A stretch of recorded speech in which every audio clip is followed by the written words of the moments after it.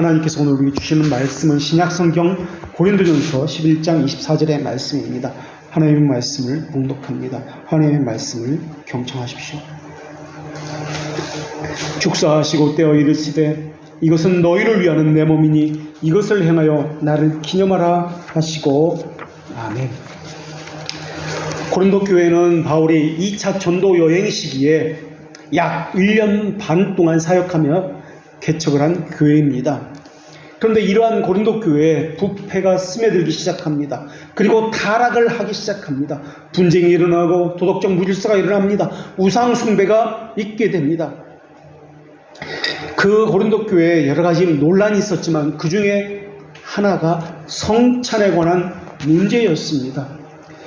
그리스도께서 직접 명령하신 음과 성찬인데 이것을 어떻게 우리가 수행해야 하는가라는 문제입니다.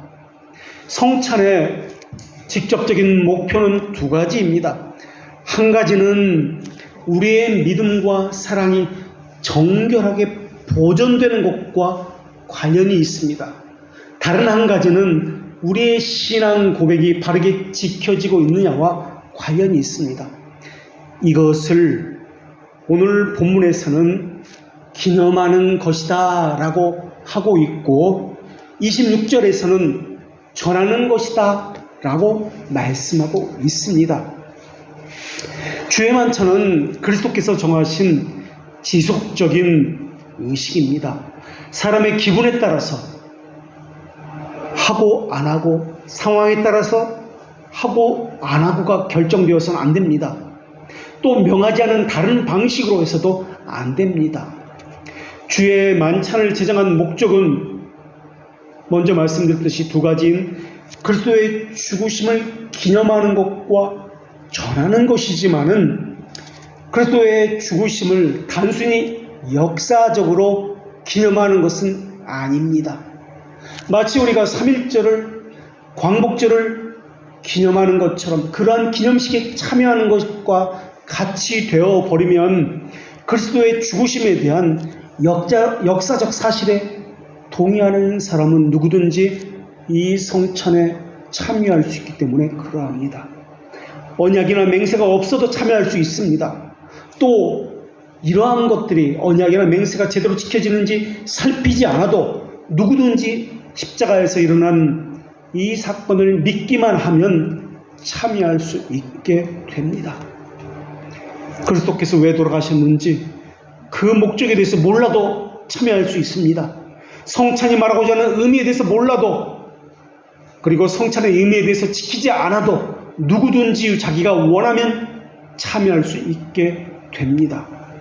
그래서 하나님은 그것을 막기 위해서 사람이 자기를 살피고 그 이후에야 떡을 먹고 이 잔을 마실지니 라고 하면서 그런 사람의 참여하는 것을 못하도록 막으신 것입니다.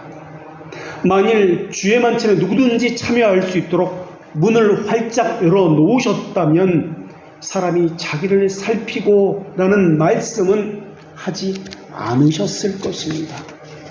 그런데 하나님께서는 자기를 살피고 그 이후에야 라고 분명히 말씀하셨습니다. 성찬에 참여할 자격은 자기를 살피고 이것이 우선 전제가 되어야 합니다. 그 다음에 성찬의 일을 간직하는 것과 전하는 것, 이 두 가지 목적이 나올 수 있는 것입니다. 왜 하나님께서는 자기를 살피고 라는 말씀을 하셨을까요?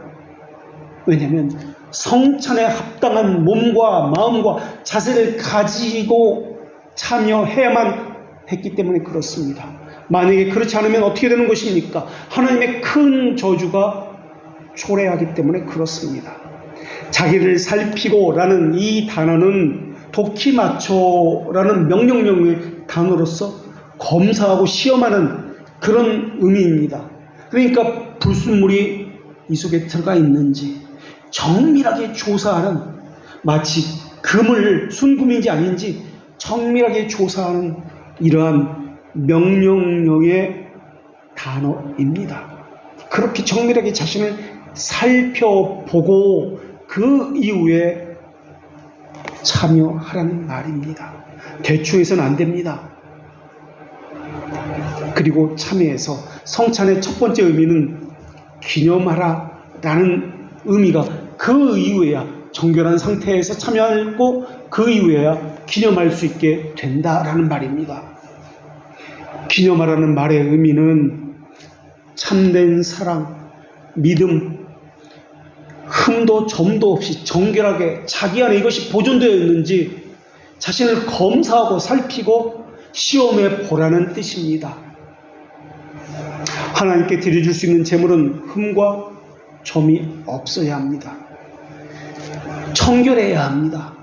그래서 유대인들의 사고 가운데 이 세상에서 가장 순결하고 정결한 것이 셋이 있다라고 그들은 이야기합니다.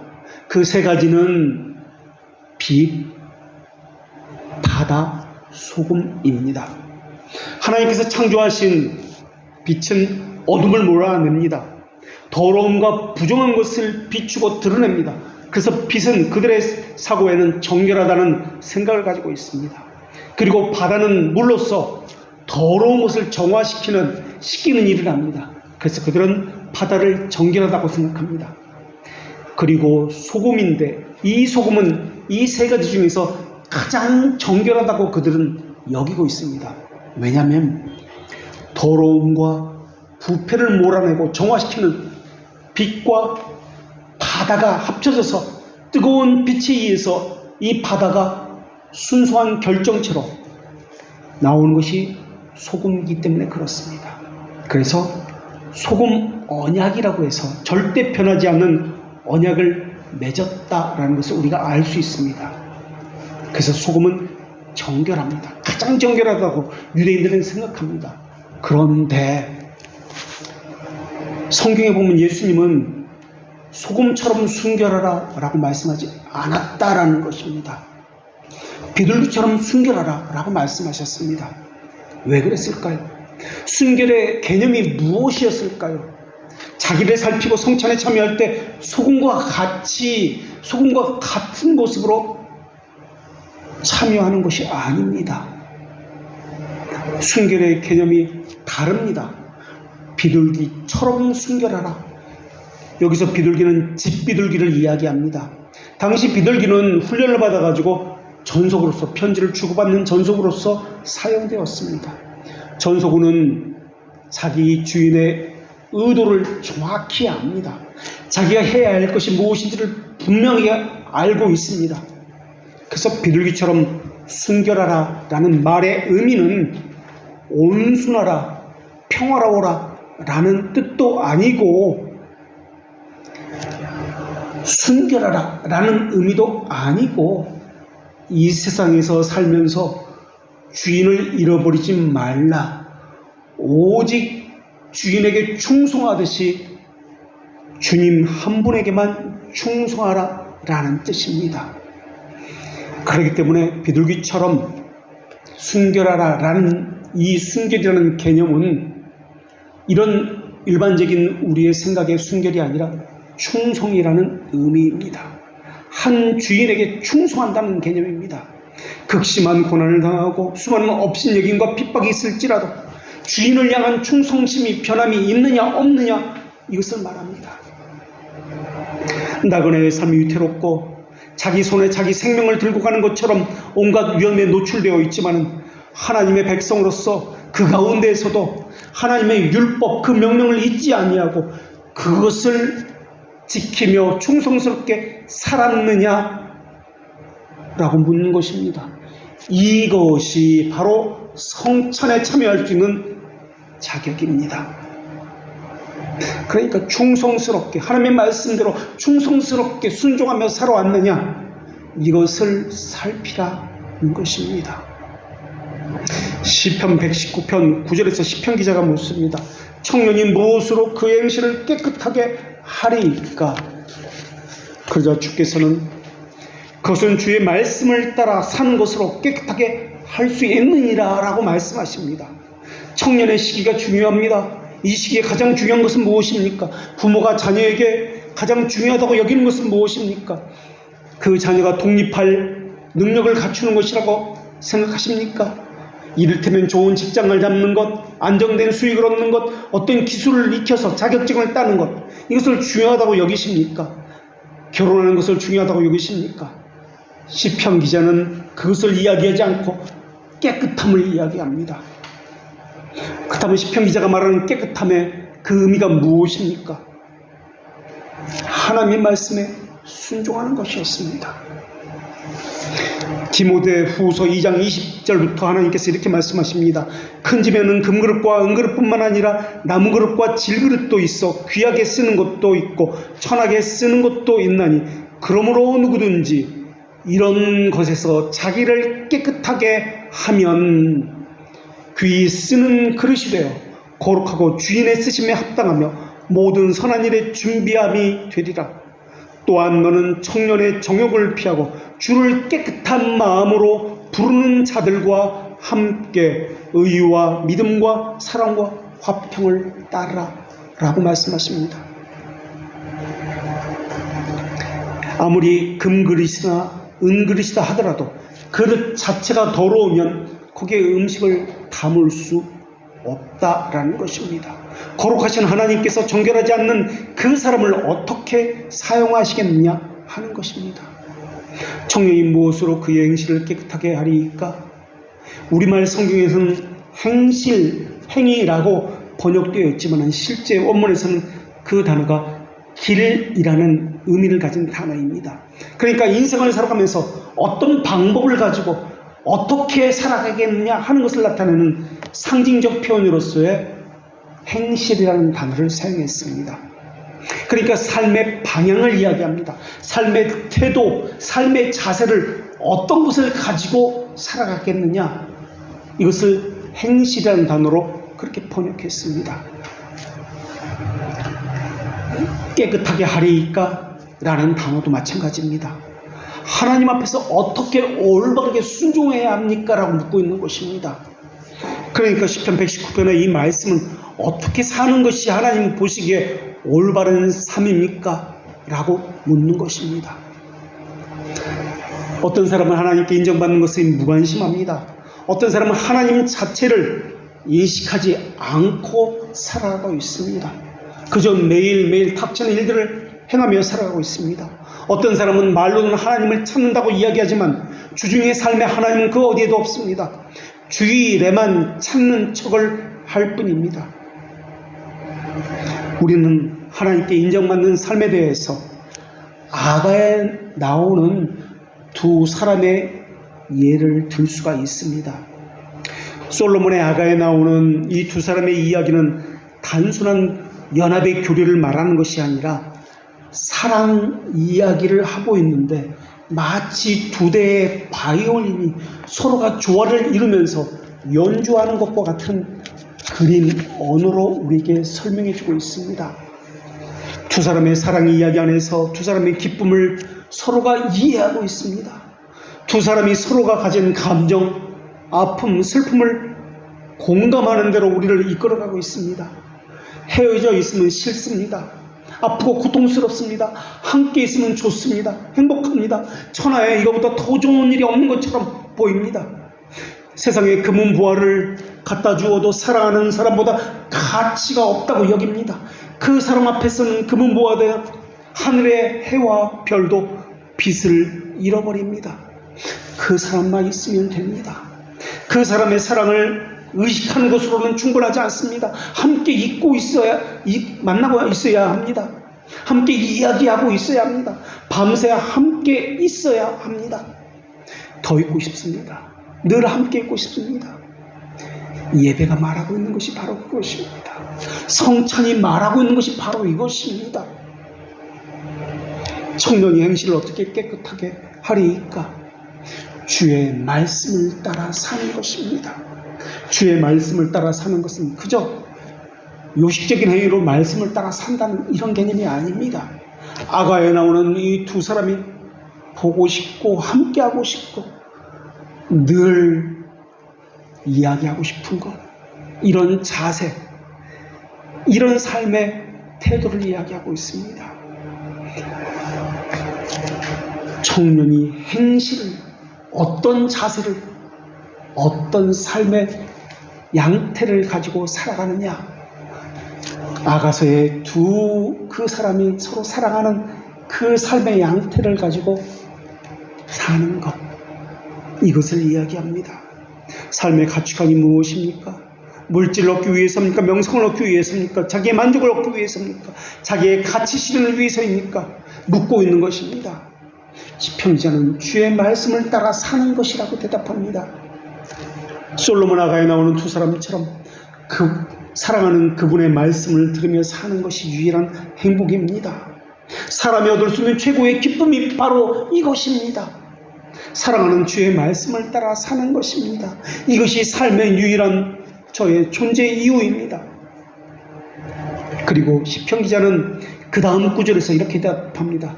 내가 전심으로 주를 찾았사오니 내가 주의 계명을 떠나지 않게 하소서. 내가 전심으로 사랑하는 이를 찾았습니다.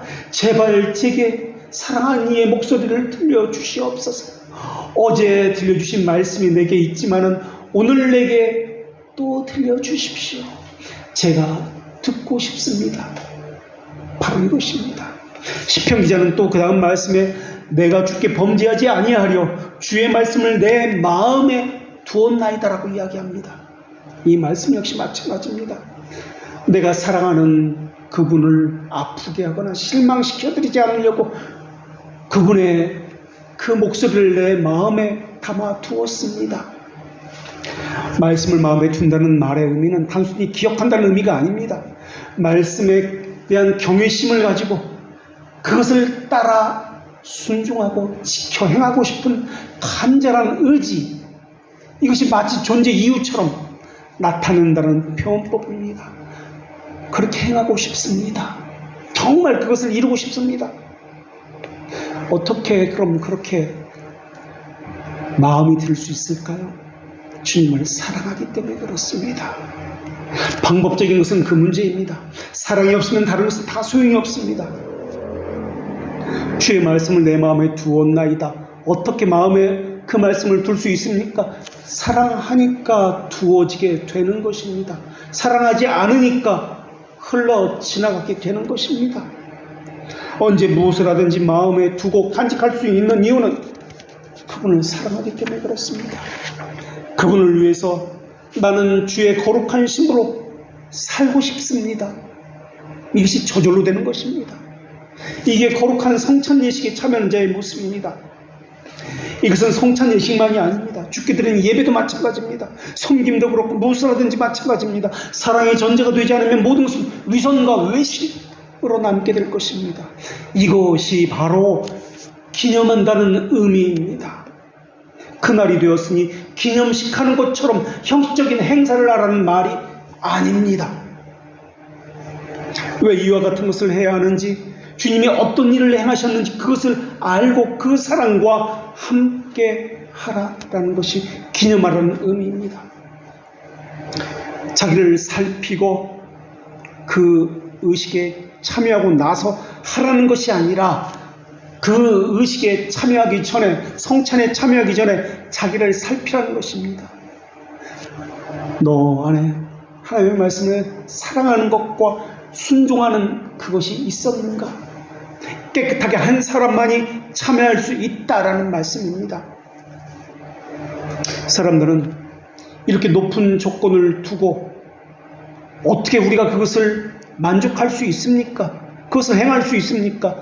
따집니다. 우리는 행할 수 없습니다. 절망합니다. 어떻게 이렇게 높은 기준의 교회에 다닙니까? 원망합니다. 교회를 무슨 제사레바처럼 만들려고 작정을 했습니까? 노바티안이나 도나투스파스처럼 만들려고 하는 것입니까? 따집니다. 이것은 높은 조건이 아닙니다. 사랑은 그저 그렇게 되는 것입니다. 이것은 성찬에 참여하는 조건을 만족시키려고 하는 방법이 아닙니다. 교회를 이상하게 만들려고 하는 것도 아닙니다. 그리스도인이라면 그리스도를 사랑하는 것은 당연합니다. 그것은 자연스러운 것이지 조건이 아닙니다. 이것은 억지로 되는 게 아닙니다. 누가 시켜서 되는 것도 아닙니다. 그냥 그렇게 되는 것입니다. 사랑하기 때문에 누가 시키지 않아도 내가 그렇게 하고 싶은 것입니다. 그것이 교회의 질서이기 때문에, 그 교회에 세운 규율이기 때문에 그렇게 하는 것이 아닙니다. 이렇게 해라 저렇게 해라 아무 말도 안 했는데 내가 찾아서 그저 그냥 하는 것입니다. 이게 우리 교회의 모토입니다. 이게 예배의 자세고 봉사의 자세입니다. 사랑하는 말씀이기 때문에 그냥 여기에 기억이 되는 겁니다. 여기에 새겨지는 겁니다. 그래서 그 말씀을 기억해 두었다가 그냥 행하는 겁니다. 스치듯 던진 말인데 잊지 않고 마음에 두었다가 하는 겁니다. 그것은 사명이 아닙니다. 사랑하기 때문에, 사랑하는 그분이 기뻐한다는 것을 알기 때문에 내 스스로 그렇게 하고 싶어 하는 겁니다. 사명이라고 불러도 좋고 무모한 죽음이라고 불러도 좋습니다. 다른 사람이 그것을 무엇이라고 불러도 나는 상관이 없습니다. 명칭이 중요한 것이 아니라 내가 사랑하는 그분을 위해서 무엇이라도 할 수 있다는 것, 이것이 감사합니다. 이것이 행복입니다. 그것이 죽음이라 할지라도 내게는 너무나 과분한 일입니다. 그분과 나는 하나이기 때문에, 그분의 마음이 나의 마음이기 때문에, 그분이 원하는 것이 내가 원하는 것이기 때문에 그러합니다. 그분이 나를 위해서 희생제물로 죽으셨다는 것, 어떻게 그러실 수 있습니까? 내 심정에 박혀서 지워지지 아니하고 이것이 늘 먹먹해지는 것입니다. 사랑하는 그분이, 그것을 생각하면 그분의 마음이 어땠을까 알고 싶어집니다. 그분이 이해한 것 나도 이해하고 싶어집니다. 그분이 나를 위해서 무엇을 하셨는 것인지 다 알고 싶어집니다. 알기를 싫어한다고요? 배우기를 싫어한다고요? 귀찮고 힘들다고요? 어떻게 그분 앞에서 그런 말을 할 수 있는지 모르겠습니다. 사랑하는 사람을 기쁘게 하기 위해서 저절로 열정이 솟아나는 것이 당연한 것인데, 남들은 그것을 열정이라고 말을 하는데 나는 그것을 게으름이라고 말합니다. 더 주고 싶고 더 하고 싶은데 그러지 못해서 죄송하고 미안해서 그것을 나는 열정이라고 말하고 싶지 않습니다. 미안한 것이라고 이야기하고 싶습니다. 나는 이미 그리스도의 살과 피를 먹고 마심으로 그분과 한 몸입니다. 그분이 머리로 계신 교회에서 우리가 한 몸이라는 것을 늘 확인하고 있습니다. 그분의 말씀이 내 안에 새겨져 있기 때문에 수많은 말들이 필요 없습니다. 이미 알고 있습니다. 말씀하지 않아도 이미 모든 것을 받아들일 준비가 되어 있습니다. 또 듣고 싶습니다. 같이 있고 싶습니다. 뭐라도 하고 싶습니다. 이렇게 그리스도와 연합되었습니다. 그리스도의 몸된 교회와도 한 몸이 되었습니다. 이것을 성찬에서 확인하는 것입니다.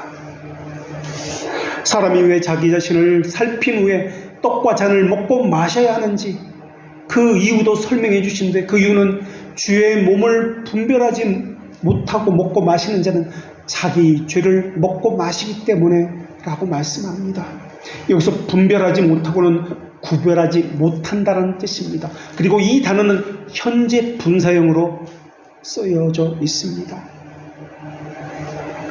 현재도 분별하지 못하고 헤매고 있다라는 의미입니다. 무엇이 그분의 뜻인지 모릅니다. 그분이 원하고 기뻐하는 것이 무엇인지 모릅니다. 이런 이해가 전혀 없다는 말입니다. 이것은 물질적인 떡과 잔을 구별하지 못한다는 말의 의미가 아니라 성찬의 본질을 이해하지 못하고 그저 먹고 마시는 것, 요 의식적인 행위만 한다는 것입니다. 우리식으로 말하면은 표징된 것, 진의 실체를 알지 못하고 그저 먹고 마시는 것, 요것을 이야기합니다. 그러나 성찬에 참여해서 먹고 마신다는 것은 그저 먹고 마신다는 의미가 아닙니다. 삶의 방식, 삶의 기준, 이 가치관에 사랑하는 주님이 있습니다 라는 것을 이야기합니다. 이것이 없다면 자기 죄를 먹고 마시는 것이 됩니다. 그런데 죄를 먹고 마신다고 할 때 이 죄라는 단어가 죄가 아니라 심판을 의미하는 단어입니다. 그래서 NIV 성경에서는 이 단어를 심판이라고 번역해 놓고 있습니다. 그리고 이 심판은 영원한 심판이 아니라 일시적 심판을 이야기합니다. 성경에서는 영원한 심판을 이야기할 때 정관사 토를 붙여서 그 영원한 심판이라고, 그렇게 영원한 심판을 말할 때는 그라는 단어를 썼습니다. 그러니까 성찬의 본질을 이해하지 못하고 성찬에 참여하는 사람은 심판을 받는데, 일시적인 심판, 이 땅에서의 심판을 받습니다 라고 하는 것입니다. 그 일시적인 심판은 무엇입니까? 내적인 심판이 있고 외적인 심판이 있습니다. 그들은 이미 일시적인 처벌을 받았기 때문에 마음이 굳어져서 미혹의 역사를 받아서 강팍한 심정으로 자기를 고집합니다. 부끄러운 욕심을 가지고 세상과 못하며, 외적으로는 우리의 몸과 명예, 재산, 관계, 그리고 직업에서 일어나는 모든 악한 것에 자기를 내어주는 일을 하고 있습니다. 재산, 관계, 명예, 만남, 자신의 삶, 그 어디에도 주님은 없습니다. 사랑하지 않기 때문에 그렇습니다. 대신 자신이 가치관을 두고 있는 것, 자신이 사랑한다고 여기는 것, 이것을 위해서 자신은 시간과 모든 것을 쏟아냅니다. 주인이 없다는 말의 의미는 자기 욕망이 주님이다 라는 말입니다. 물론 하나님의 말씀을 완전하게 이 땅에서 지킬 수 있는 사람은 없습니다. 그래서 시편 기자가 전심으로 주를 찾으며 이렇게 부르짖습니다. 내가 전심으로 주를 찾았사오니 주의 계명이 떠나지 말게 하여 주시옵소서. 깨끗하게 되는 것은 하나님의 말씀을 지킴으로써입니다.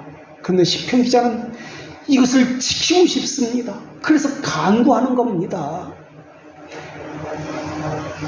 자기를 살핀다는 것은 성찬식에 참여하는 사람이 거룩한 성찬에 합당한 모든 준비를 내게서 합니다라는 뜻입니다.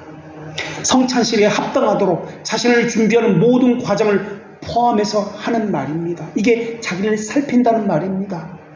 나는 과연 사랑하는 분을 어떻게 생각하고 있는지, 사랑하고 있는지, 그 사랑에는 흠과 점이 없는지, 나는 그분의 말씀을 제대로 따르고 순종하고 있는지, 그분에게 나의 모든 것을 주고 있는지. 그리스도를 기억하는 것은 나와 상관없는 저편의 사실을 기억하는 것이 아닙니다.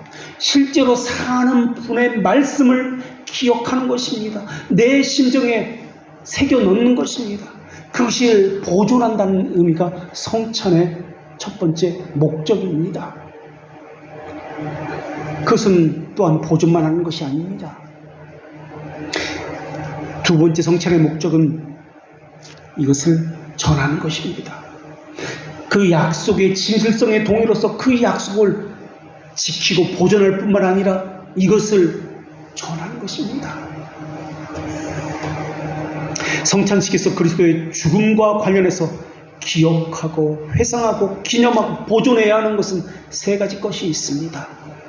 첫 번째는 그분이 행하신 사역에 대한 그리스도의 믿음을 회상하고 기념하고 보존해야 합니다. 그리고 두 번째는 사랑하는 그분의 순종, 어떻게 그분이 순종했는지 이것을 기억하고 보존해야 합니다. 세 번째는 그분의 사역입니다. 믿음, 순종, 사역, 이것을 기억하고 우리도 기념하고 보존해야 합니다. 이 성찬은 그리스도께서 배반 당하는 날 제정하신 것입니다. 그래서 나를 기억하라는 말의 의미는 의미심장하는 말입니다. 나를 기념하라고요? 잠시 후면 배반하는 제자들입니다. 나는 너희를 위해서 죽는다 라는 것이 그들에게 이해가 되겠습니까? 사랑하는 사람이 죽는다라는 말을 들으면 어떻게 반응하는 것이 올바른 반응입니까? 절대 그럴 수 없습니다. 내가 대신 죽겠습니다. 베드로의 말이 어쩌면 옳습니다. 그러나 베드로의 고백은 어떠한 고백이었습니까? 진실된 고백이었습니까? 아니요. 삶이 없는 말에 불과한 고백이었습니다. 오히려 베드로는 삶에서는 주님을 부정했습니다. 심지어 저주하기까지 했습니다. 너희가 이 떡을 먹으며 이 잔을 마실 때마다 주가 죽으심을 그가 오실 때까지 전하는 것이니라. 베드로가 어떻게 전할 수 있겠습니까? 이 말씀을 만약에 주님께서 돌아가시 이후에 들었다면, 지금은 돌아가시기 이전인데 돌아가시기 이후에 들었다면 어떻게 했을까요? 기억은커녕 잊고 싶었을 겁니다. 기억하기도 싫었을 것입니다. 왜 주께서 돌아가신 것입니까? 사랑한다고 이야기했던 그 제자들이 거짓으로 다 드러났기 때문에 그렇습니다. 다 도망가 버렸습니다. 근본적으로 그리스도의 죽으심은 그 제자들의 모든 죄를 사면하기 위해서였습니다. 제자들은 나 때문에 우리 주님께서 돌아가셨다라는 사실을 평생에 짊어지고 이것을 전해야 했을 것입니다. 그 사실 때문에 평생의 가슴에 응어리를 가지고 살면서 이것을 기념하고 전했을 것입니다. 그리고 배반했다는 죄만이 아니라 자신의 존재 자체가 죄라는 것을 깨달았을 것입니다. 우리 신앙 고백과 관련된 성찬의 목표는 주의 죽으심을 전하는 것입니다. 죽으심이 말하는 것이 무엇입니까? 제자들이 평생에 간직했던 그것처럼 내가 주님을 배반했습니다. 주님을 죽였습니다. 이것도 함께 전하는 것입니다. 세례를 받았다는 의미는 죄에 대해서 죽었다는 말입니다. 죄를 더 이상 짓지 않겠습니다. 죄를 죽이는 일을 하는 것이 세례를 받았다는 일입니다. 그렇기 때문에 죄에 대해서 죽고 의에 대해서 살았다는 증거를 가지고 있어야 합니다. 이것이 세례받는 사람의 모습입니다. 그래서 세례받은 이후에 성찬을 행하게 되는 것입니다. 그래서 성찬은 모든 사람이 받는 것이 아니라 세례를 받은 사람에 한해서 성찬을 받을 수 있습니다. 다시 말하면 세례의 의미가 무엇이며 목적이 무엇인지 분명히 알고 행하는 사람에 한해서입니다. 그래서 성찬은 죄에 대해서 죽고 의에 대해서 살아있다는 증거를 가진 사람이 그 사람들만이 참여하는 것입니다. 물론 이 땅에서는 완전히는 아닙니다. 그러나 그것을 추구한다는 증거가 있어야 합니다. 우리는 그것의 객관적인 증거를 묵상의 삶이다라고 보고 있습니다. 주님이 그렇게 하심으로 성찬의 의미를 알려주셨고 그것을 기념하라고 말씀해 주셨습니다. 단순히 기념하는 것이 아닙니다. 기념식을, 광복절 기념식을 행하는 것이 아닙니다. 주님과 연합해서 행하라라는 말씀입니다. 이것이 첫 번째 기념하라는 의미입니다. 그리고 전하라라는 것이 두 번째인데, 전하라는 것은 선포하라, 선언하다라는 뜻입니다. 떡을 가지고 떼고 나누고 먹고, 이 네 가지 동사 행위 자체가 그리스도를 기념하고 전하는 표식의 상징적인 행위들입니다. 하나님은 항상 은혜의 기념물을 보존하고 기념하도록 그렇게 행하셨던 것을 성경을 통해서 볼 수 있습니다. 만나가 들어있는 항아리, 아론의 쌍난 지팡이를 보관하고 있는 법궤, 이것을 기념물로 항상 두셨습니다. 요단강을 건너 가나안 땅을 정복하기 시작했을 때 요단강이 반으로 나눈 것을 기념하기 위해서 돌을 쌓아 기념하도록 하셨습니다. 하나님께서 애굽에서 행한 이적들을 기념하기 위해서 하나님은 이스라엘 백성들에게 유월절을 제정하도록 그렇게 명령하셨습니다. 그리고 여호와께서 모세에게 이것을 책에 기록하여 기념하게 하여 여호수아의 귀에 외워 들리라고도 말씀하셨습니다. 하나님께서 기념하라는 이 말씀은 기념만 하라는 뜻이 아니었습니다. 순종하여 그것대로 행하라라는 뜻입니다. 기념물은 하나님의 행하심을 회상하도록 하고 있습니다. 성찬도 마찬가지입니다. 그저 기념하는 것이 아닙니다. 죽음에 대해서 회상한다는 말의 의미는 기념한다는 말의 의미는 행한다는 의미입니다. 일시적인 의무가 아니라 지속적인 삶의 태도를 의미합니다. 자기를 점검하는 일을 일시적으로 하는 것이 아니라 지속적으로 태만하지 말고 지속적으로 행하고 있느냐, 이것을 묻고 있는 것입니다. 주를 향하여 소망을 가진 자마다 그의 깨끗하신 것 같이 자기 자신을 깨끗하게 하느니라 라고 합니다. 사랑하는 주님이 거룩하기 때문에 나도 거룩해지고 싶은 겁니다. 그분이 거기 있기 때문에 나도 거기 있고 싶은 겁니다. 그분이 말씀하셨기 때문에 나도 이것을 지키고 싶은 겁니다.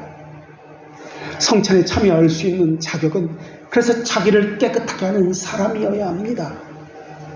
자기를 깨끗하게 한다는 말은 도덕적인 것을 말하는 것이 아니라 하나님의 말씀으로 자기를 살핀다는 뜻입니다. 물론 은혜 언약에 참여한 사람이라 할지라도 여전히 어두움이 많이 남아 있습니다. 충분한 빛, 생명을 이루는 것이 힘겨울 수 있습니다. 그런데 어떤 사람은 아무것도 알기를 원치 않으면서, 바라지도 않으면서 하나님, 천국과 지옥, 영원, 언약, 중보자, 믿음, 죄에 대해서 묵상하거나 논하지 않습니다. 이러한 사람들의 생각은 이 땅을 뛰어넘지 못합니다. 그들은 육체적인 수많은 말은 할 수 있어도 눈에 보이는 건 너머의 것, 이것에 대해서는 단 한마디도 할 줄을 모릅니다. 그들은 영원히 영원한지 천국과 지옥이 있는지 전혀 관심이 없기 때문에 그렇습니다. 그들 가운데 어떤 이는 스스로 깨끗한 자라 여기면서 자기의 더러운 것을 씻지 아니하는 자입니다.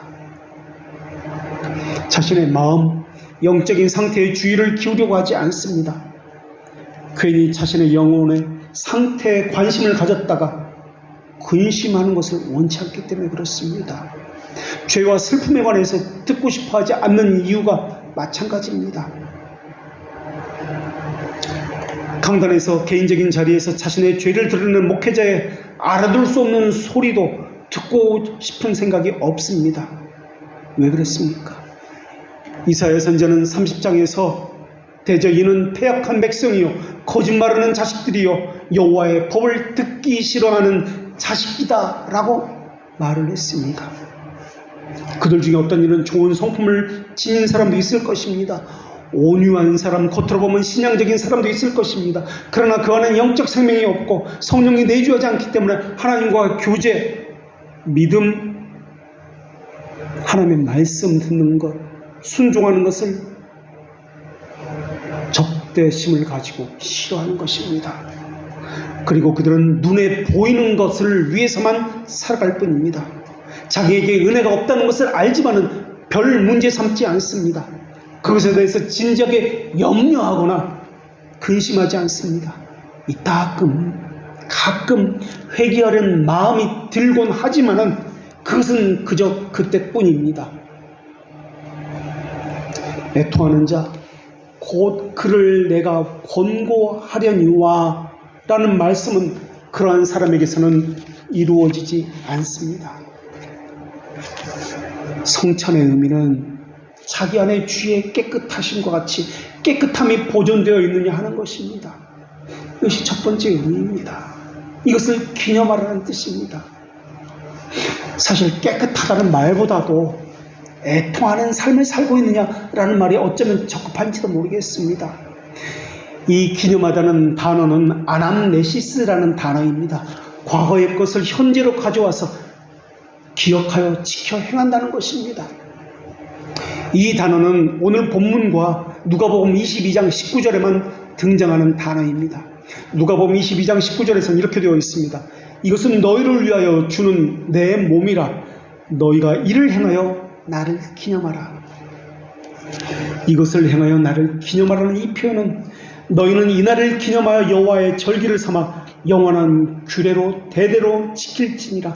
출애굽 12장 14절의 말씀과 관련이 있습니다. 기념한다는 것은 충성스럽게 지킨다는 의미입니다.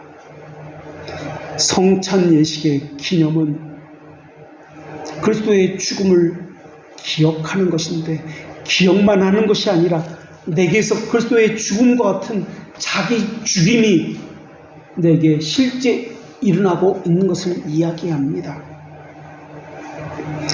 그러므로 성찬 예식에 참여한다는 것은 단순히 먹고 마시는 일반적인 식사가 아닙니다. 내가 그리스도의 죽음에 참여하고 있습니다 라는 의미입니다. 이것에 대한 엄숙한 선언입니다. 그런데 고린도 교인들의 치명적인 오류가 무엇이었냐면 이러한 성찬의 의미에 대해서 전혀 모른 채 참여했다는 것입니다. 그저 먹고 마시면 되는 줄 알았습니다. 무슨 효력이 있는 줄 알았습니다. 무엇이 되는 줄 여겼습니다. 효력이 없더라도 성찬에 참여해서 먹고 마시면 무슨 자격을 갖춘 사람인 것처럼 우쭐해 했습니다. 고린도 교인들은 의미도 모르고 성찬에 참여했습니다. 그리고 이기심으로 인한 분쟁이 있었습니다. 이들은 그리스도의 몸과 피를 욕되게 만들었던 사람입니다. 이런 사람들이 전하는 삶을 살 수 있다고요? 천만에요. 전한다는 말의 의미는 신앙 고백적인 삶을 살고 있느냐는 말입니다. 자기를 살피지 않는 자가 어떻게 전할 수 있겠습니까? 먼저 그리스도의 죽음이 내 안에 보존되어 있는 사람, 그들만이 전할 수 있습니다. 성찬 예식을 통해서 주의 구속 사건과 그 의미가 내 안에 살아있게 합니다. 과거의 그 사건이 현재화되어서 지금 내 사건이라고 이것이 살아있어야 합니다. 내 안에서 현재 일어나고 있는 사건입니다. 이것이 그리스도의 죽으심입니다. 회개에 합당하게 살겠다는 결단, 하나님을 향한 선한 양심, 그리고 신앙 고백적인 삶, 이것이 주의 만찬에 참여할 수 있는 자격이고 성찬의 의미입니다. 그러나 은밀한 불경건함은 회개를 초래해야 합니다. 주의 뜻에 어긋나는 삶은 주의 뜻대로 합당하게 살겠다는 선한 결단을 어기는 것입니다. 신앙 고백적 삶이 없는 것은 하나님을 향한 선한 양심을 더럽히는 것입니다. 언약의 조건들이 준수하지 않는 곳에 언약의 은택들, 그 보증에 대한 일체의 권리가 몰수되어 버리는 것입니다. 모든 반역에는 기업 무르기, 자녀됨으로써 기업 무르기, 그리고 상속권이 박탈됩니다. 아니, 이미 그들에게는 이러한 것들이 주어지지 않았습니다. 주의 진심으로 사랑하는 자, 주님을 진심으로 사랑하는 자만이 하나님과의 교제에 참여할 수 있는 것입니다. 주님께서는 이것을 행하여 나를 기념하라 하셨습니다. 그렇다면 우리는 무엇을 가지고 어떻게 성찬에 참여합니까? 무엇을 어떻게 행해서 주님을 기념하고 있습니까? 혹시 고린도 교인들처럼 성찬의 의미도 모르고 성찬에 참여하면 된다라고 생각하십니까? 주님께서 원하시는 것은 어떤 행위가 아니라 어떤 상태입니다.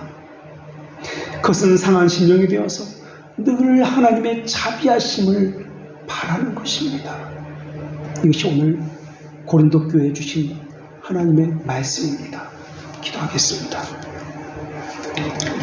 구원을 받고자 하는 자는 삼위 자체가 일체이시고 일체 자체가 삼위이신 유일하신 하나님을 마음과 뜻을 다해서 믿는 것이라 말씀하신 삼위 동질의 하나님의 말씀을 기억하고 간직하고 새겨서 순종하기를 사모합니다. 개가 주인의 상 위에 있는 떡을 간절하게 바라보는 것처럼 저희도 주님의 상에 놓인 떡과 잔을 간절하게 바라봅니다. 이것을 기념하라 명하신 말씀대로 성찬의 의미를 저희 심정에 간직할 뿐만 아니라 널리 전하고 증거하는 삶을 살기를 원합니다. 그러나 회개하지 않고 지고 다니는 죄에 대해서는 어떻게 해야 할지 저희 자신의 양심을 물으시는 성령님의 질문에 저희들은 답을 해야만 할 것입니다. 그 죄를 짊어지고 어떻게 그리스도와의 교제에 나올 수 있는지, 그 죄를 가지고 어떻게 다른 지체와 한 몸을 이루려고 하는지, 어떻게 그 죄를 가지고 한 믿음을 가졌다고 말할 수 있는지, 약속의 말씀도 엄한 규율과 주의 어미하신 명령도 믿지 않는 자들이 어떻게 주께서 행하신 일들을 기념할 수 있는지 저희는 분명히 주님 앞에 대답을 해야 합니다. 그러고도 주님과 올바른 교제를 나눌 수 있다고 생각하고 있다면 잘못된 신앙을 가진 것입니다. 저희가 주님의 죽으심과 행하심을 기억하고 바르게 기념할 수 있게 하시옵고, 저희도 주님의 죽으심에 동참하여 전할 수 있게도 하여 주시옵소서. 하나님이시여 동시에 인간이신 예수 그리스도의 이름으로 기도합니다. 아멘.